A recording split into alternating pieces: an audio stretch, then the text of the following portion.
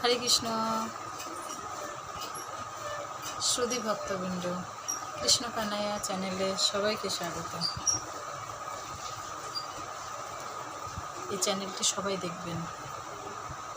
আপনাদের ভালো লাগলে তবে আমি ভিডিও বানানোর উৎসাহ পাব। আমরা যে জীব, সেই জীবের চরম লক্ষ্যটা কি আমরা ভুলতে বসেছি। জীবের চরম লক্ষ্য, জীব তো আমরা সকলে,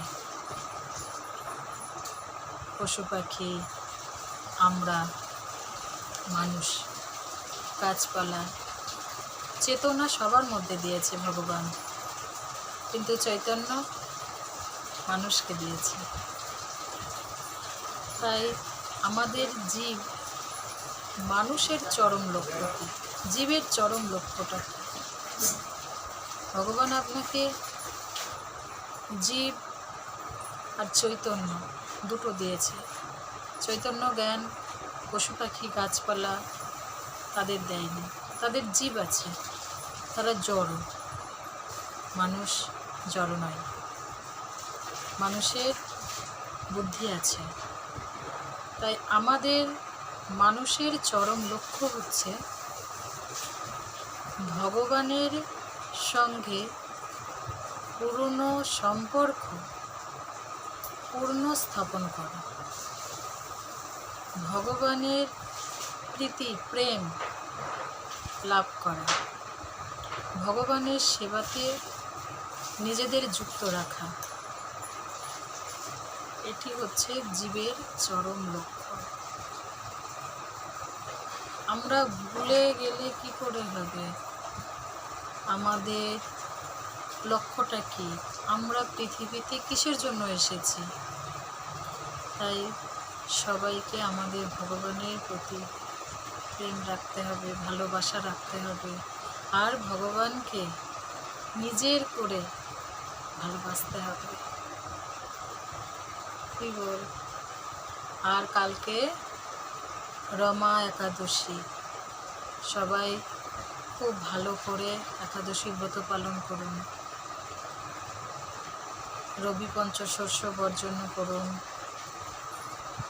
একাদশীতে আলু ভাজা, আলু সিদ্ধ, আলুর পকোড়া, সাবুর পকোড়া, এগুলো খান।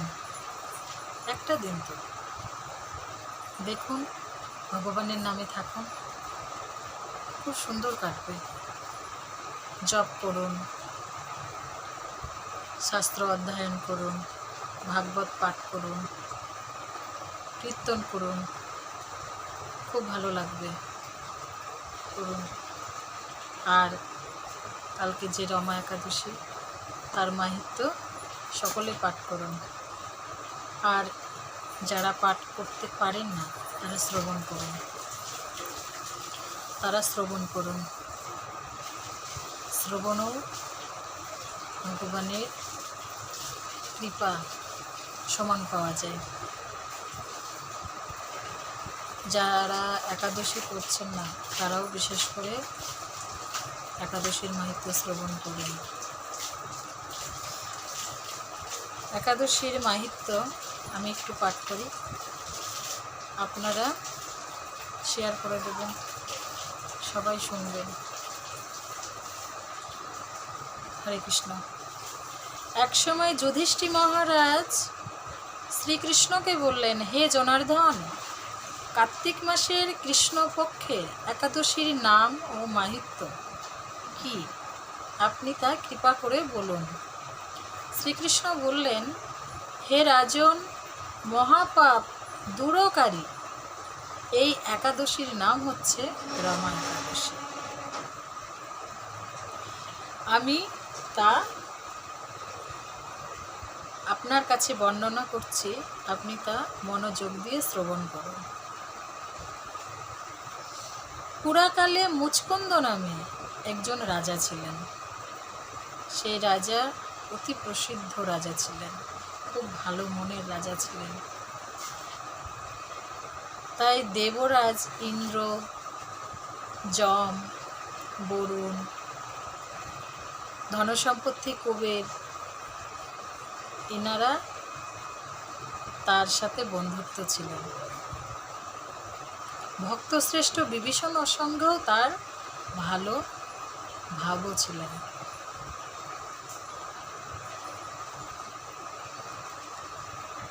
তিনি ছিলেন বিষ্ণু ভক্ত, সত্য প্রতিজ্ঞা, এই রূপে তিনি তার রাজ্য চালাতেন। তিনার রাজ্যে কেউ কখনো কষ্ট পেতেন না। তিনি সব প্রজাদের নিজের সন্তান সমতুল্য দেখতেন। তার এক কন্যা ছিলেন, সেই কন্যার নাম ছিলেন চন্দ্রভাগা। সেই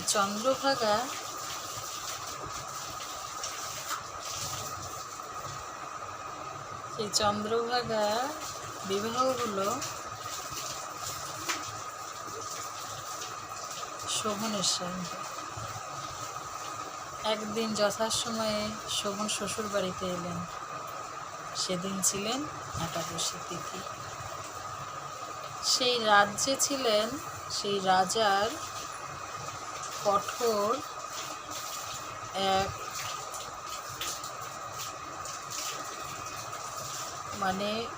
বিচার বলা চলে, যা আইন মানতে সবাইকে বাধ্য হতো। যে ভালোবাসে তার কথা তো মানতেই হবে। তাই তিনি সবাইকে শাসন করতেন, যেমন ভালোবাসতেন তেমন। তাই তিনি ঢেরা দিয়ে বলেছিলেন যে একাদশীর তিথিতে কেউ অন্ন জল গ্রহণ করবে না। এমনকি পশু পাখিরা পর্যন্ত অন্ন জল গ্রহণ করতেন না। কিন্তু শোভন খিদে সহ্য করতে পারতেন না। তাই তখন চন্দ্রভাগা বলছেন যে আমার পিতার আদেশে আজ এই রাজ্যে কেউ তো রন্ধন করবে না, আর সবাই অন্ন জল ছোঁবে না মাত্র। কিন্তু তুমি যে খিদে সহ্য করতে পারো না, তুমি ফিরে যাও,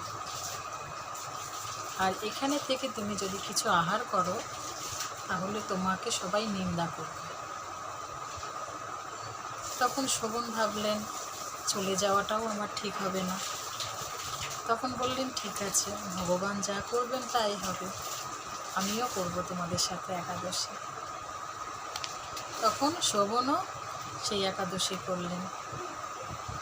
একাদশী করে রাত্রি জাগরণে সাধুদের কাছে তো একটা আনন্দর মুহূর্ত। সাধুরা সবাই আনন্দ পাচ্ছেন, আনন্দ করছেন, কিন্তু শোভনের কাছে তা খুবই কষ্টকর। কারণ শোভন যে অনাহারে থাকতে পারতেন না।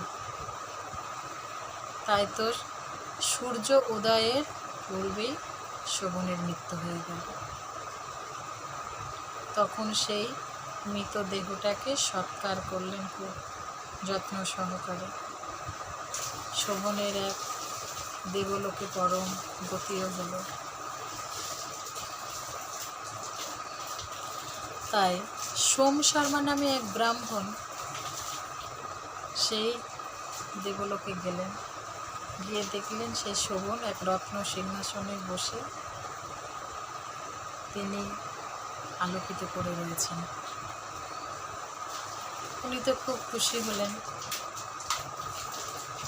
গন্ধর্ব এবং অপ্সরারা তারা নানা উপচারে সেখানে তিনি পূজিত হচ্ছেন। রাজা মুচকুন্দের জামাতা রূপে ব্রাহ্মণ তাকে চিনতেন। তার কাছে গেলেন।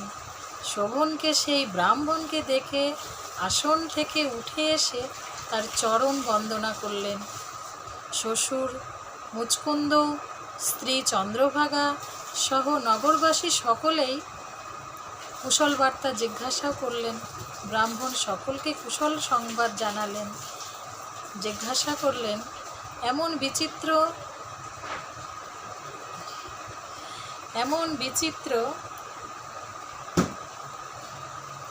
ঘটনা কেউ দেখেনি। আপনি কিভাবে এই স্থান প্রাপ্ত করলেন? কার্তিক মাসের কৃষ্ণপক্ষিয়া রমা একাদশী ব্রতের মধ্যে শ্রেষ্ঠ, আমি তা শ্রদ্ধা রহিতভাবে পালন করলেও আশ্চর্যজনকভাবে এই ফল করেছি। আপনি কৃপা করে চন্দ্রভাগাকে সমস্ত ঘটনা জানাবেন। শ্যাম শর্মা মুচকুন্দর রূপে ফিরে এসে চন্দ্রভাগার কাছে সমস্ত ঘটনার কথা জানালেন। ব্রাহ্মণের কথা শুনে অত্যন্ত আনন্দিত চন্দ্রভাগা বললেন, হে ব্রাহ্মণ, আপনার কথা আমার কাছে স্বপ্ন বলে মনে হচ্ছে। তখন সোম শর্মা বললেন, হে পুত্রী, এখানে তোমার স্বামীকে আমি স্বয়ং স্বচক্ষে দেখেছি। অগ্নিদেবের মাথা দীপ্তিমান তার নগরও দর্শন করেছি, কিন্তু তার নগর স্ত্রী নয়, তার যাতে স্থির হয়ে সেই মতো কোনো উপায় করো।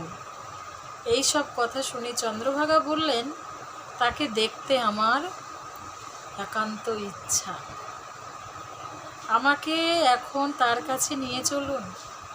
আমি ব্রত পালনের পূর্ণ প্রভাবে নগরে স্থির করে দেব। তখন সোম শর্মা চন্দ্রভাগাকে নিয়ে মন্দার পর্বতে বামদেবের আশ্রমে উপনীত হলেন। সেখানে ঋষির কৃপায় হরিবাসর ব্রত পালনের ফলে চন্দ্রভাগা দিব্য শরীর ধারণ করল, দিব্য গতি লাভ করে নিজ স্বামীর নিকটে উপস্থিত হলেন। প্রিয় পত্নীকে দেখে শোভন অতীত আনন্দ হলেন। বহুদিন পর স্বামীর সঙ্গ লাভ করে চন্দ্রভাগাও অপটে নিজের পুণ্যের কথা জানালেন। হে প্রিয়, আজ থেকে 8 বছর আগে